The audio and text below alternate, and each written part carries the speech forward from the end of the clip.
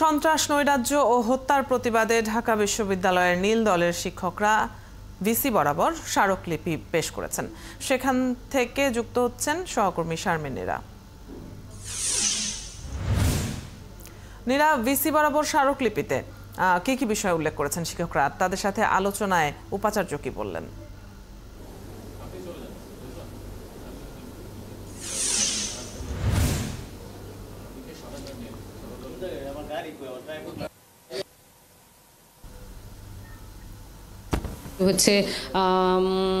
সেটি হচ্ছে যে 5টি এপি উপস্থাপন করেছে পয়লা এর বাইরে উপস্থাপন করেছে সেখানে মূলত যারা বৈধ শিক্ষার্থী রয়েছে তাদের হলে নিরাপত্তা নিশ্চিত করা, যারা বৈধ শিক্ষার্থী রয়েছে তাদের লাইব্রেরিতে অবৈধ কোনো শিক্ষার্থী যেন লাইব্রেরিতে প্রবেশ করতে না পারে, সে সাথে ক্যাম্পাসের সুষ্ঠু পরিবেশ, শিক্ষক এবং শিক্ষার্থীদের নিরাপত্তা নিশ্চিত সহ সাম্প্রতিক সময়ে যে সহিংসতা হয়েছে সেই সহিংসতার সুষ্ঠু তদন্ত বিচার সহ মোট 5টি দাবি তারা আসলে উপস্থাপন করেছেন এবং উপাচার্য মোটামুটি আশ্বস্ত করেছেন। এর সাথে উপাচার্য যেটি সম্পূরক বক্তব্য দিয়েছেন সেটি হচ্ছে, আপনি জানেন যে গেল 1 তারিখে সাবেক উপাচার্য এমেরিটাস প্রফেসর যারা ছিলেন তাদের সাথে বর্তমান যে উপাচার্য রয়েছে বর্তমান উপাচার্যের বৈঠক হয়েছে এবং তারা সবাই আসলে এই যে সাম্প্রতিক সময়ে যে ঘটনা ঘটেছে তার সুষ্ঠু তদন্তের কথা বলেছেন। 100 গ্রাম রাঁধুনি হলুদ বা মরিচের গুঁড়ার সাথে 2টি এবং 200 গ্রামের সাথে 4টি রাঁধুনি স্বাদ মেশালি ফ্রি। স্বভাবতই ঢাকা বিশ্ববিদ্যালয়ের বর্তমান যিনি উপাচার্য অধ্যাপক অধ্যাপক মাকসুদ কামাল, তার কাছে আমাদের প্রশ্ন ছিল যে তদন্ত কমিটি করা হয়েছে বিশ্ববিদ্যালয় থেকে, যেহেতু ঘটনার সূত্রপাত বিশ্ববিদ্যালয় থেকেই হয়েছে, ঢাকা বিশ্ববিদ্যালয় থেকে, কতদিনে সেই রিপোর্ট দেওয়া হবে? তারা যেটি বলেছেন যে 8 সপ্তাহের সময় দেওয়া হয়েছে এবং এর পরবর্তীতে এই তদন্ত রিপোর্ট আইন শৃঙ্খলা বাহিনী বা সরকারের যে মহল রয়েছে সেখানে তারা পরবর্তীতে পেশ করবেন।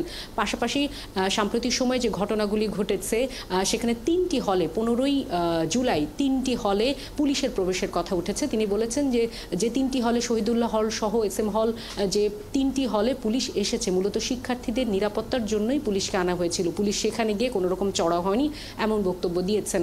এর বাইরে সকালে 11টা থেকে অপরাজয় বাংলায় নীল দলের যারা শিক্ষক রয়েছেন তারা জড়ো হয়েছেন এবং আপনি একটু আগে শুনছিলেন সাবেক যে উপাচার্য ঢাকা বিশ্ববিদ্যালয়ের আখতারুজ্জামান, তিনি যেটি বলেছেন এটি শুধুমাত্র ঢাকা বিশ্ববিদ্যালয়ের সংকট নয়, এটি সারা বাংলাদেশের সংকট এবং এই জাতীয় সংকটকে জাতীয়ভাবে মোকাবেলা করতে হবে সংলাপের মাধ্যমে। সভাপতি আমাদের প্রশ্ন ছিল যে সংলাপ আসলে কার সাথে? তিনি বলেছেন সবাইকে নিয়ে আসলে সংলাপটি করে এই সমস্যার সমাধান করতে হবে এবং কেউ যেন ঘোলা পানিতে মাছ শিকার করতে না পারে সেই বিষয়ে সচেতন থাকার জন্য সাধারণ যারা শিক্ষার্থী রয়েছে কোটা আন্দোলনে তাদের প্রতি আহ্বান জানিয়েছেন নীল দলের শিক্ষকরা। অদিতি, অনেক ধন্যবাদ। সেখানকার পরিস্থিতি এবং সবশেষ খবর জানিয়ে দিলেন সহকর্মী শারমিন নীরা, যুক্ত ছিলেন এতক্ষণ।